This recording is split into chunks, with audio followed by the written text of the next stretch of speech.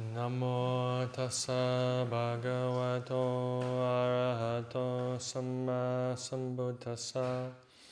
Namo tassa bhagavato arahato samma sambuddhassa. Namo tassa bhagavato arahato samma sambuddhassa. Buddhang dhammang sanghang namasami. I'm going to be reading today from Venerable Father by Paul Breiter, starting on page 28. As the train neared Warin, the end of the line, the rice paddies, the simple villages, and the monks from Wat Pah Pong on Bindabat were a welcome sight. When we got to Wat Pah Pong and went to pay respects to Ajahn Chah, maybe it was a slight introduction for who Paul Breiter is, for anybody that doesn't know. Paul Breiter was a bhikkhu with Ajahn Chah. He was Venerable Varapanyo. And how senior was Paul Breiter to you? He was 2 years senior to me. 2 years, but So the same year as the Walker came, I don't know. okay.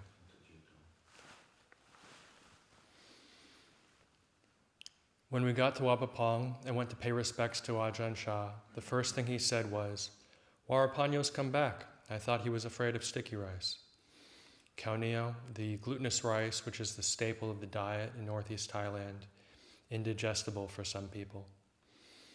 It was the month of Katina, the ceremony at which lay people offer robe material to the monks at the end of the rain's residence.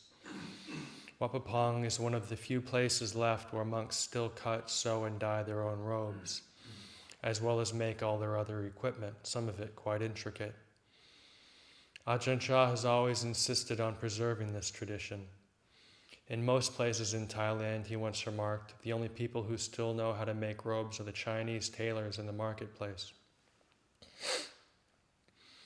There are many branch monasteries of Wat Pah Pong, and the monks would travel from one to the other to take part in the ceremonies, visit friends, check out wats they hadn't been to.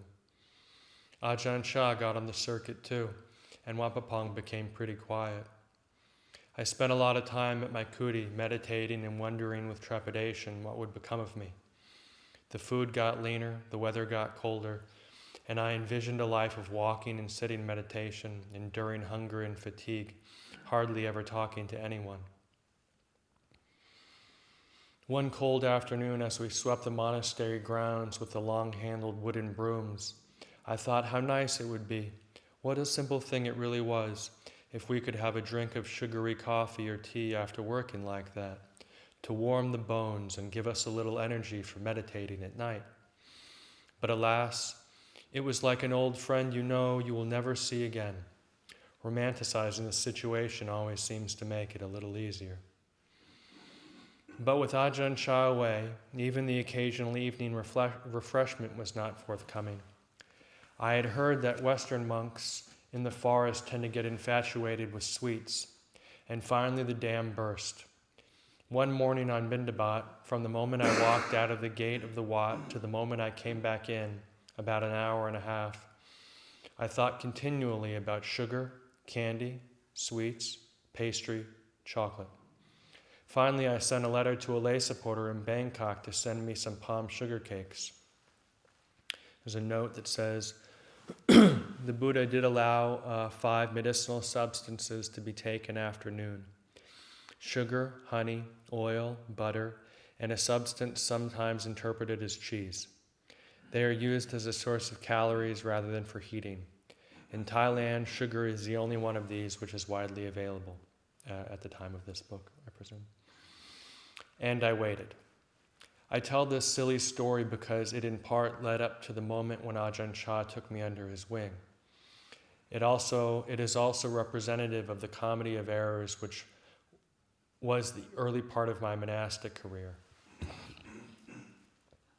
See Suzuki Roshi on One Continual Mistake. Katina season ended and Ajahn Chah returned. The weeks went by. One day I went to town with a layman to get medicine. We stopped by the post office and my long-awaited package was there. It was huge. and the ants were already at it. When I got back to the Wat, I made the obligatory stop at Ajahn Chah's kuti. He asked about my trip to town, if I'd been able to find the medicine, and finally, what was this box I'd brought back?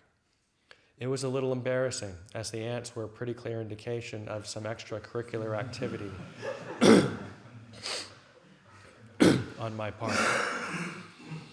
The various spectators were examining it and concluded that there must be some kind of sweet in it on account of the ants, but not yet having opened it, I just mumbled that it was from a layman in Bangkok. Then, when I finally escaped to the privacy of my kuti, I opened the box.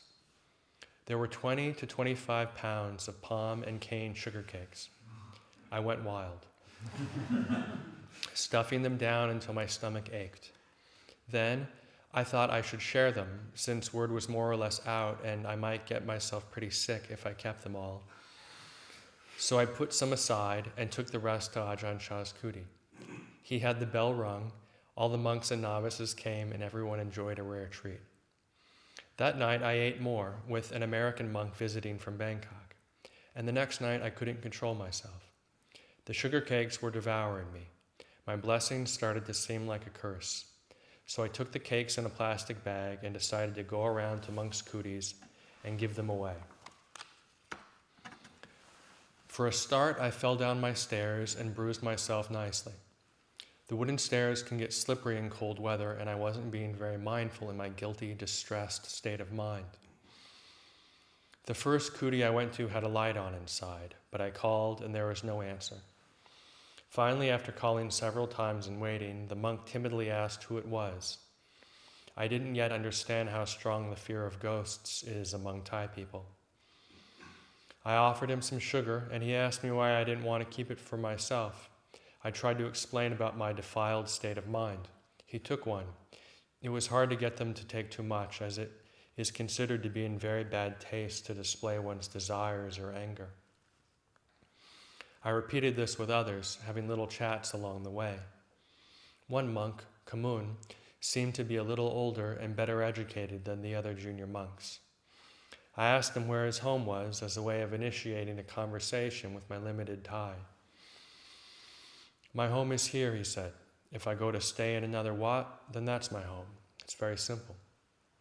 I asked about his past. He had been a civil servant, married, was living pretty comfortably, but as time went by, he began to feel that it was all somewhat meaningless, so he decided to ordain. He'd been in robes for 3 years and didn't wish to return to lay life. But the hour grew late, and although I hadn't unloaded all the sugar, I headed back to my kuti.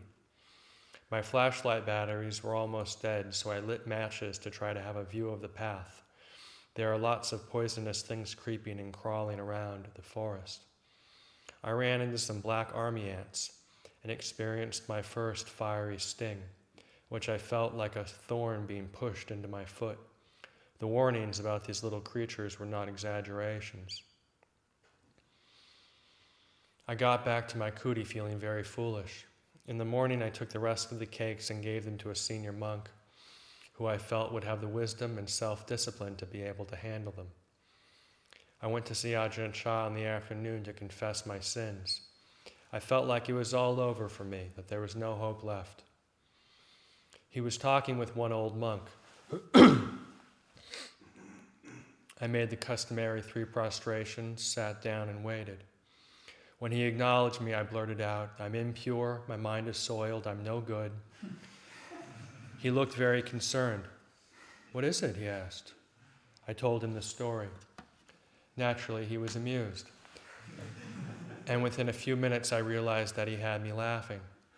I was very light-hearted. The world was no longer about to end. In fact, I had forgotten about my burden. This was one of his most magical gifts.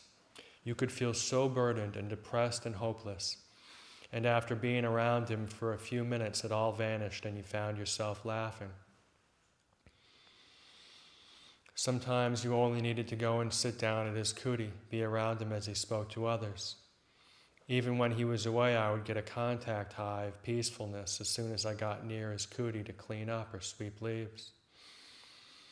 As I type this, I am reminded of the feeling I would get in the city of Varanasi by the banks of the Ganges, sitting there at night when no people were around, feeling the presence of so many centuries of spirituality.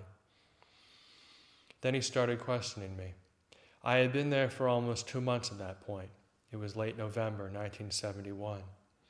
And perhaps he began to think that I was going to stay for a while.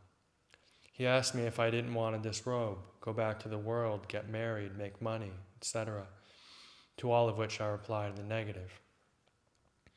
He seemed interested in why I was there. I told him of my hard time in Bangkok and how I had resolved to come and die in the forest rather than go back there. Die in the forest, he repeated, laughing. He loved to repeat things people said that he thought were funny and enjoy a laugh. I had studied Thai while in Bangkok and was able to maintain the conversation. He was very good at talking to us on the level of language and Dhamma that we could understand. He said, in the afternoon, when water hauling is finished, you can come here and clean up. My first reaction was, well, he's got a lot of nerve telling me to come and wait on him. But apart from being one of my duties, it was a foot in the door and a privilege. Through it, I was to start seeing that there was a way of life in the monastery, rich, structured, and harmonious. And at the center of it all is the teacher, who is someone to be relied upon. And finally he asked, why was I so skinny? Immediately, one of the monks who was there told him that I took a very small ball of rice at mealtime. Did I not like the food? I told him I just couldn't digest much of the sticky rice, so I kept cutting down. I had come to accept it as the way it was, thinking I was so greedy that eating less and less was a virtue. But he was concerned. Did I feel tired? Most of the time I had little strength, I admitted. So he said, I'm going to put you on a special diet for a while. Just plain rice, gruel, and fish sauce to start with. You eat a lot of it, and your stomach will stretch out, and then we'll go to boiled rice, and finally to sticky rice. I'm a doctor, he added. I found out later that he actually was an accomplished herbalist, as well as having knowledge of the various illnesses monks are prone to. He told me not to push myself too much. If I didn't have the strength, I didn't have to carry water, etc. That was when the magic really began. That was when he was no longer just Ajahn Chah to me. He became Luang Por, Venerable Father. At first I experienced a great sense of relief to be told that I didn't need to struggle so much and that I might possibly recover some physical strength. Then the monks and novices began to display a lot of friendliness and helpfulness. The way that they would converse with me made me feel that they were really interested in my existence. It never seemed to trouble them to do something for me or to show me how to do things. As I came to wait on Ajahn Chah more and more, I spent a lot of time hanging out with the novices, mostly 15 and 16-year-old farm boys, who patiently explained all the fine details of what to do. Their unselfish actions were a strange thing to me. I realized that it probably ran deep in their culture. There was usually a lot of competition for the honor of waiting on him, but I was allowed to go to his kuti for the early morning chores before dawn. It meant getting up early in the chilly mornings, but I was inspired. The more I hung around him, the safer I felt.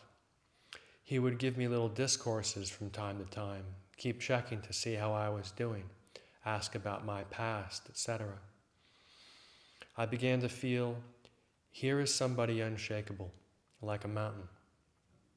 To believe in God is to know that somebody somewhere is not stupid. It really seemed to me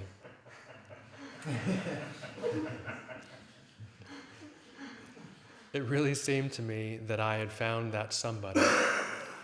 He was to me what you always expected your father, family doctor, priest, teacher, Santa Claus, and Superman to be, all rolled into one.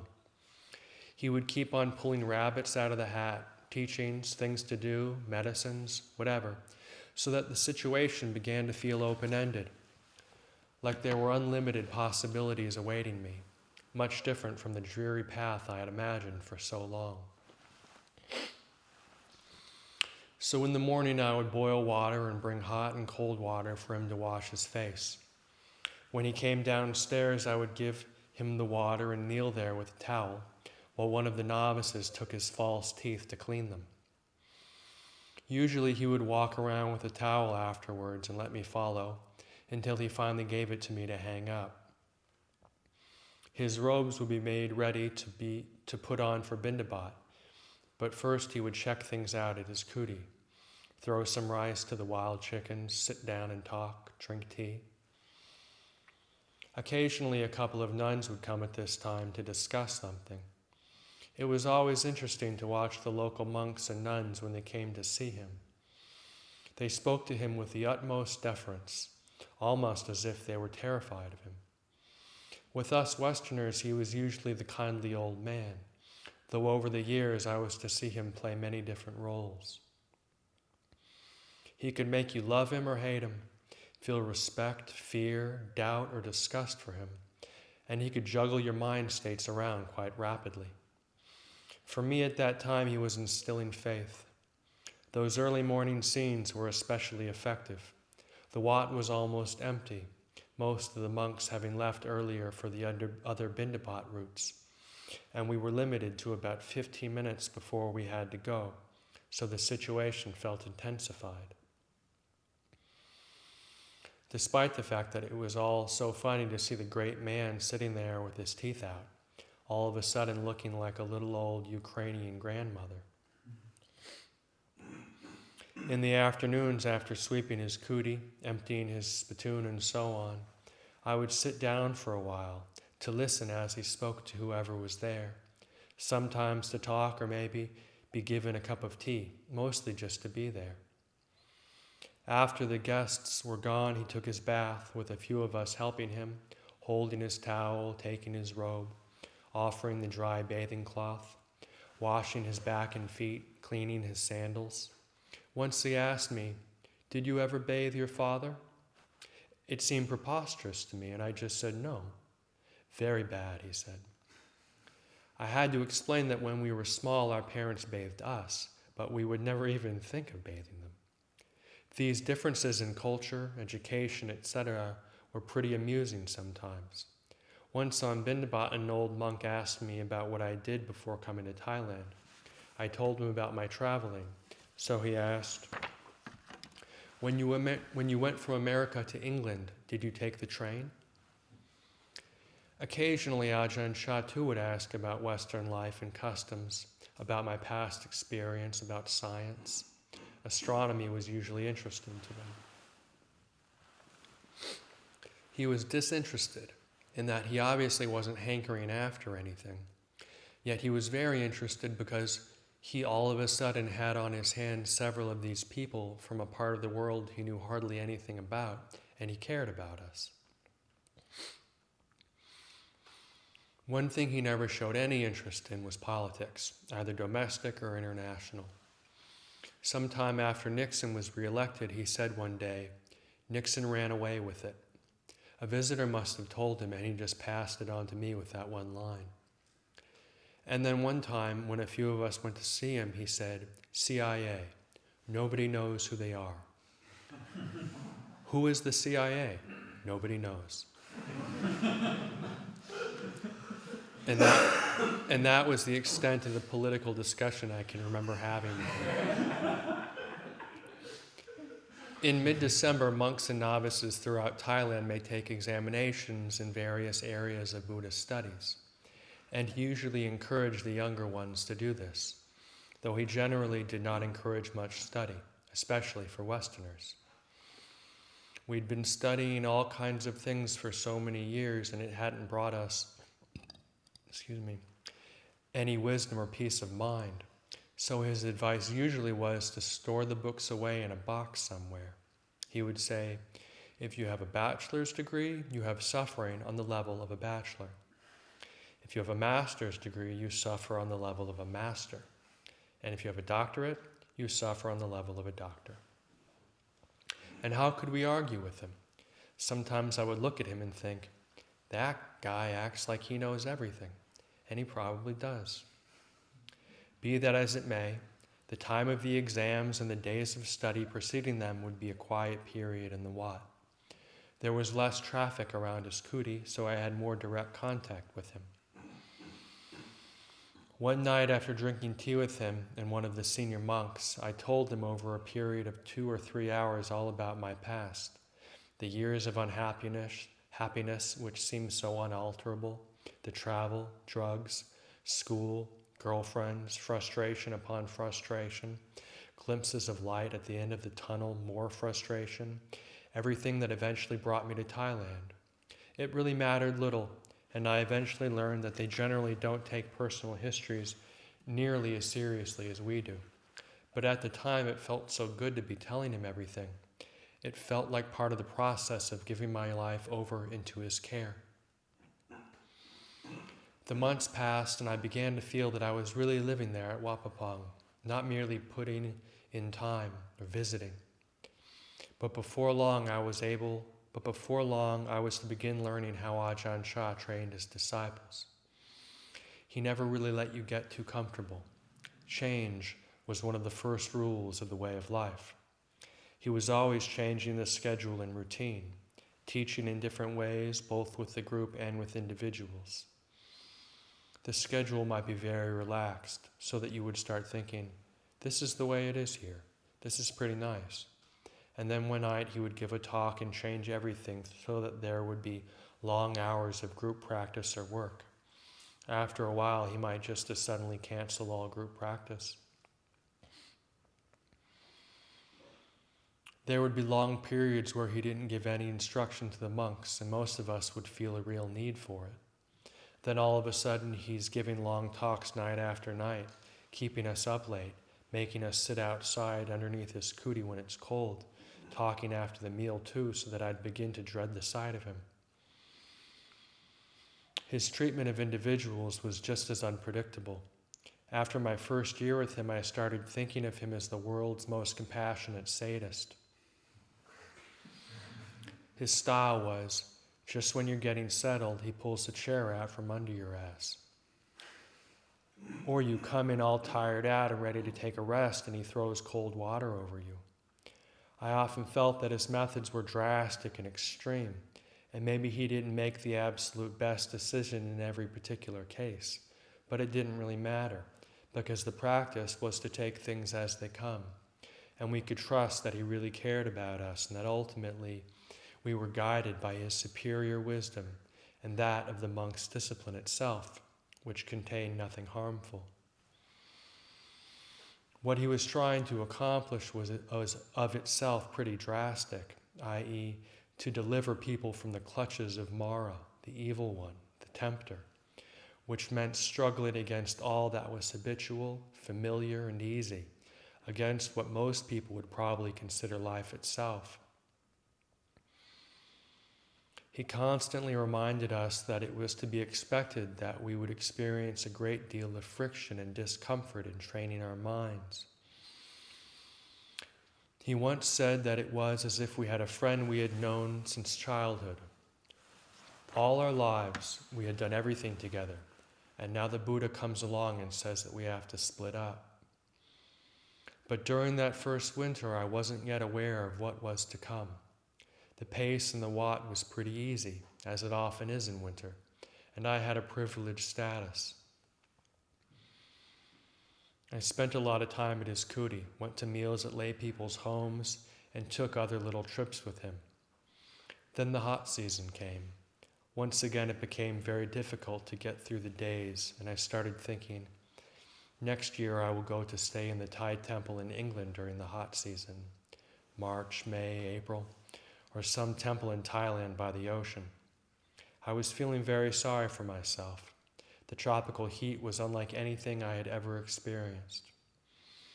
Ajahn Chah was gentle, but he used to joke about me, how I sat around with a towel on my head, brooding and daydreaming. One day he simply asked, "Are you the only one who's hot? Do other people not feel hot?" Still, the heat was torment. with the fatigue and discomfort it brought me. One afternoon, somebody brought iced drinks from town. I drank several glasses and felt so relieved that I soon started thinking, I could have my family donate an ice machine to Wat Pah Pong. It could be run on the generator a few hours each day, and we would always have ice. It seemed like a perfectly valid thought to me. Finally, I began to realize the Buddha lived in the forest and did his ascetic practices without our modern conveniences such as ice, so I could probably endure and survive without it. I later told Ajahn Chah this episode I had gone through in my mind. It became one of his teaching stories about how to contemplate situations to eliminate unnecessary suffering. Varapanyo was living in the forest and the hot season came. He was so hot. He was really unhappy. All he could think about was ice. But then he contemplated, when the Buddha was living in the forest, did he have ice? No, he didn't. This was wisdom arising. So then he became happy. His problem was resolved.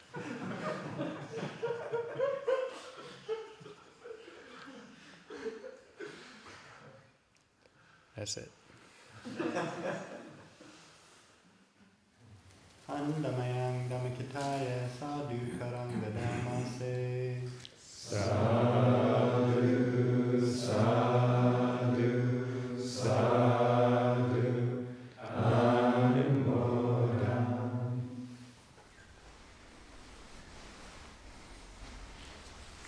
So I've actually been listening to some of the reminiscences, Ajahn Chah Remembrance Day and some of the other stuff. And I mean, it's a pretty obvious question for me, but it's been nagging in terms of so there are all these Westerners like Paul Breiter and Joseph Capel who went to go stay with Luang Por in the early days, and they had a very close relationship with him.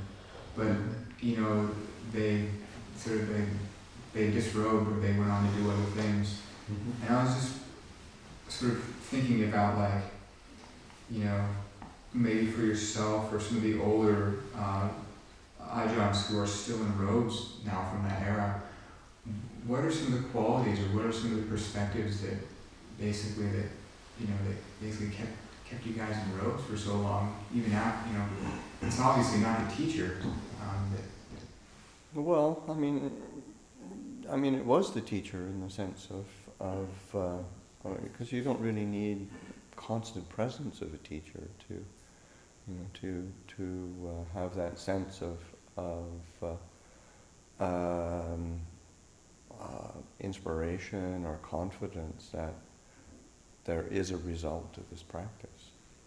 So that is I think that's one of the main things of that gives one the patience and willingness to continue to train even through, say, the various ups and downs that the mind goes through, and the example of Ajahn Chah being somebody, I say, as Paul said, this is somebody who is unshakable, and I want that. So that being willing to practice and train and stick with the training, because there is this very tangible possibility of result in that, and especially in comparison to one's own, say, personal history of frustration and kind of a sense of a lack of inspiration in the world, and seeing, there's something else that's possible. So that, but of course, it does take a certain sense of commitment to just one of the things I often say helps us is that it's both it both helps us and hinders us, of course, but it's just being stubborn and being willing to stick with something so no, this is what needs to be done. So a certain clarity of purpose, I guess, and I think that's probably a main thing. But still, just that inspiration in both the example and then, but because of the example of, because say Ajahn Chah never really held himself up as the, look at me or do it like me, but it's more like, look at what the Buddha gave us, and so he was always turning us back to the source of the teachings of both, say like Buddha, Dhamma, and Sangha. That these are really these are real refuges.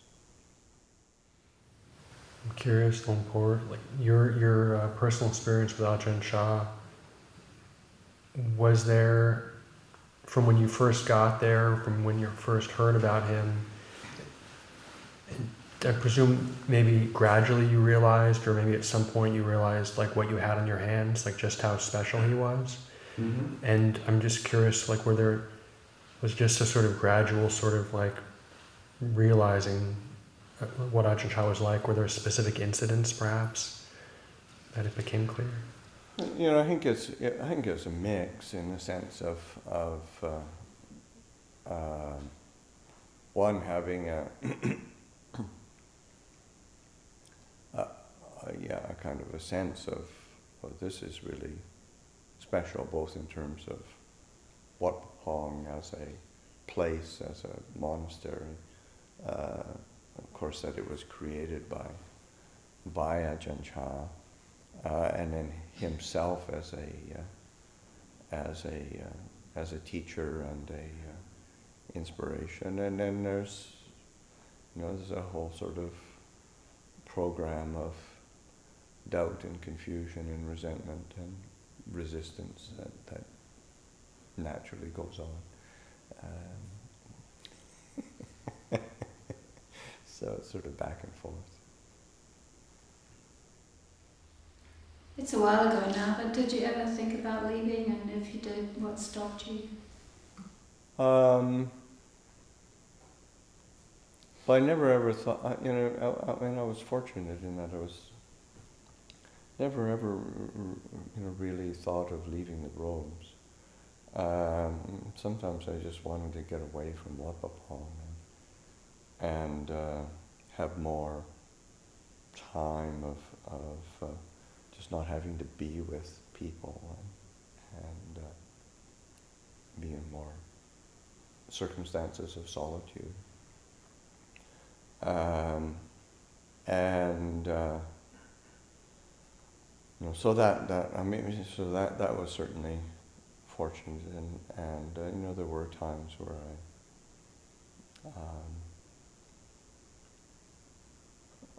actually not that many where, because I was away, went off for a while, and one of the things that you learn with Ajahn Chah was that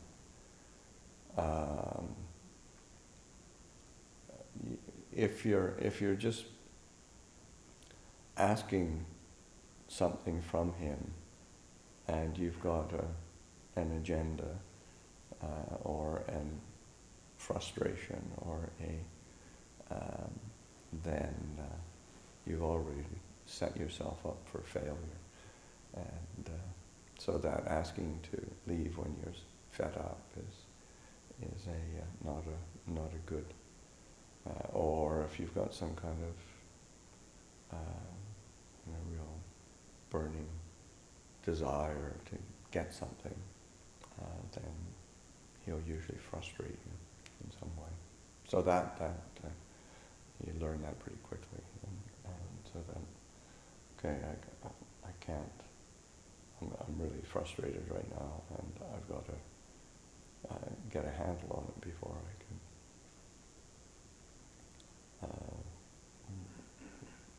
find I forgot, before asking. And so then you end up working through stuff a lot. And then realizing someday in the future when you look at it from a different perspective, then it's just not, the logic is completely different when either that desire or that frustration is not there. So you really learn from that. But still, you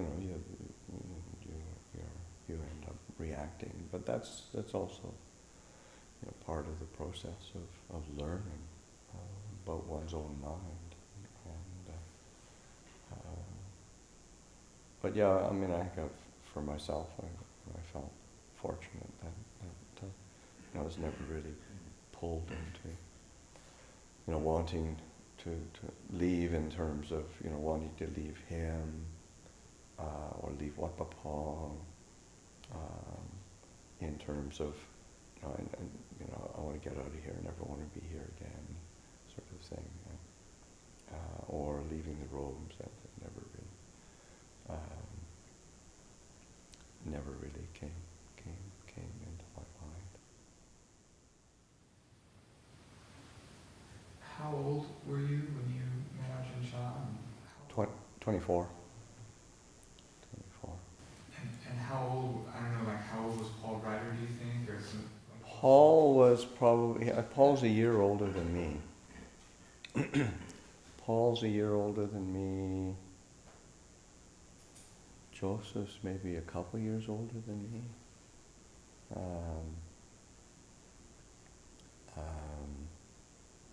Say like Chakro, who was that same group as Paul, he was a year older than me. So we were all around the same age and similar kind of backgrounds of kind of mostly, although Joseph was a bit different in that he went into the military straight out of high school and off to Vietnam, which was a very different experience than the rest of us of say university, traveling, drugs. Ajahn Viradhammo similar. He's a couple years older than me, but he spent quite a bit of time in India already, practicing and studying. Had Luang Por Pasanno already gone to England? Oh, no. Luang Por Pasanno has... so when I first arrived at Wat Pah Pong, he was on Tudong in India. And so that was just toward the end of his time of being on Tudong in India, and then him having that insight in India to what he really needed to do was just come back and give himself to Ajahn Chah and just help out. And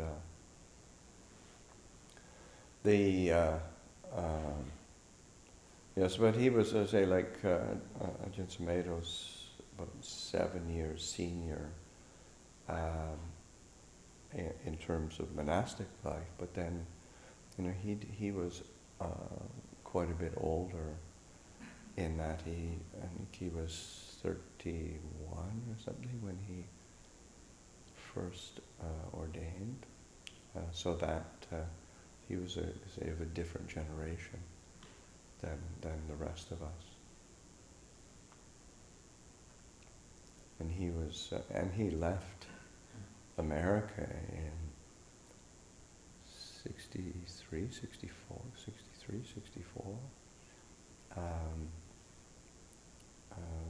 He was in the first wave of the Peace Corps volunteers. He was in the first first group of Peace Corps volunteers that JFK started. So, and he was in Berkeley during the free speech movement, and he was in the Navy, and so he had a lot more. He was in the Navy and came back, went to university. So he was a different generation than us. He just seemed so old to us.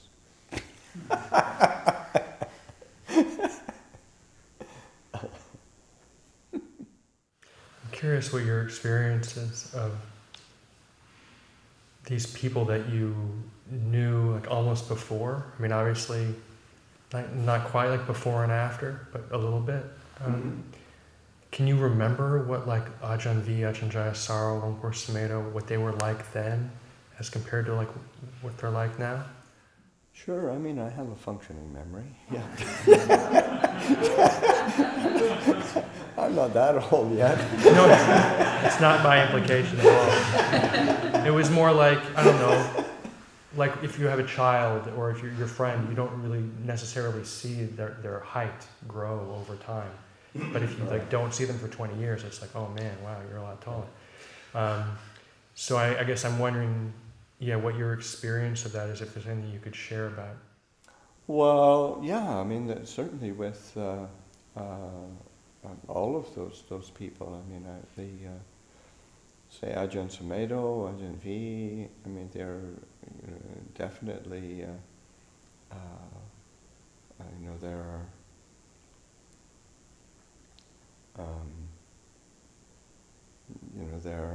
there are.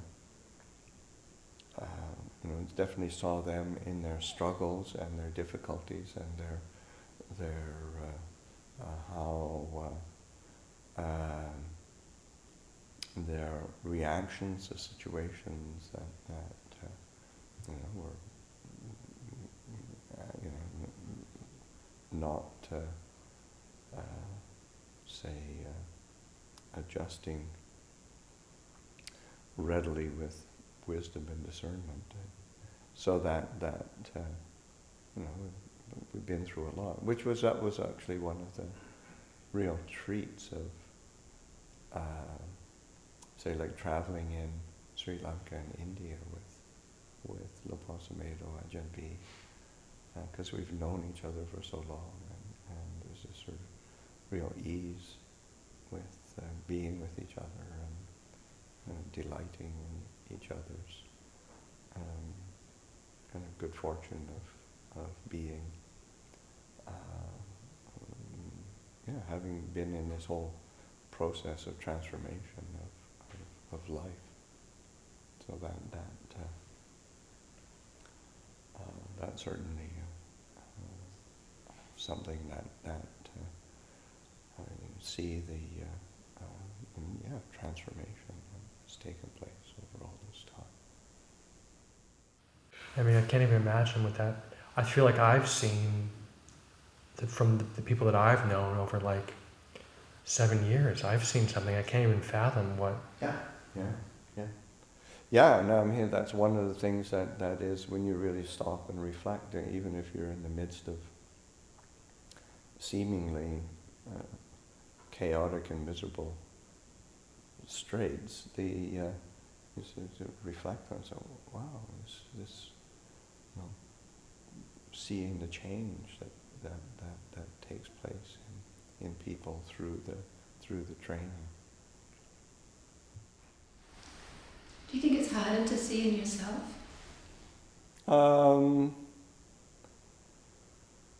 Probably, but it's usually because we're so self-obsessed. So and that of course that eases after a while as well.